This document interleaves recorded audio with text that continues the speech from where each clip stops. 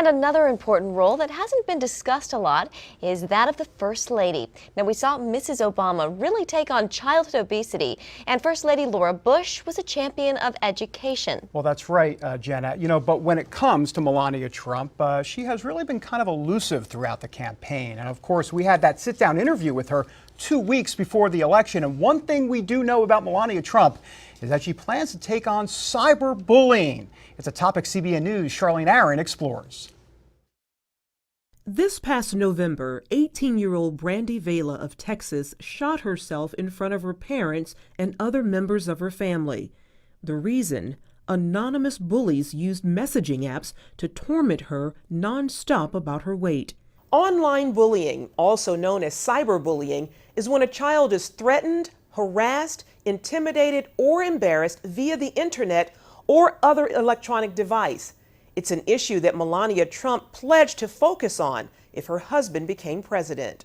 Our culture has gotten too mean and too rough, especially to children and teenagers. It is never okay when a 12-year-old girl or boy is mocked, bullied, or attacked. It is terrible when that happens on the playground, and it is absolutely unacceptable when it's done by someone with no name hiding on the internet.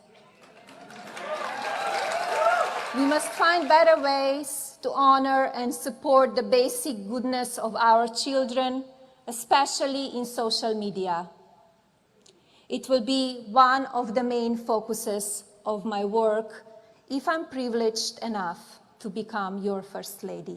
Dr. Linda Mental says today's bullies often work in groups, focusing their attacks online. I was really surprised when I looked and saw that every day 160,000 students across the country are afraid to go to school and aren't going to school because of cyberbullying and bullying in the school. I love the fact that Melania Trump is stepping up and has chosen cyberbullying as her platform issue. Donna Hughes is president of Enough is Enough, a group trying to make the internet safer for kids. Bullying is happening 24/7 because of the technology. So the bullying follows that child, whether they're at home, they're at school, or wherever they are. So it's very hard to break away from it, and therefore it can become very overwhelming. Critics say social media platforms and companies don't do enough to deal with the problem.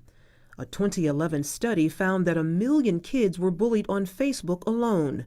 Abuse is also prolific on Twitter, which has pledged to do more, including improving tools that allow users to mute, block, and report offenders.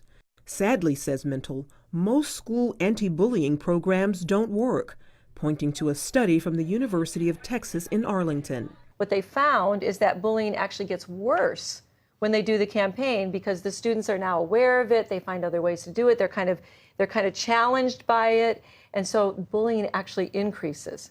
Rice and Mental agree that parents must also play a role in combating the problem. Teach your children, if someone's mean to you, don't lash back. Try to take the high road. Parenting is a big part of this, where we have to have parents who are there, concerned, teaching their kids at home, challenging their kids when they say something disrespectful, when they don't treat one another with kindness, and really helping their kids develop more pro-social kinds of skills. A cause the new First Lady hopes to champion. We must come together as Americans. We must treat each other with respect and kindness, even when we disagree. Charlene Aaron, CBN News. Well, it will be interesting to see how she navigates her platform and uses her position to spread a positive message. Well, stay tuned, I guess.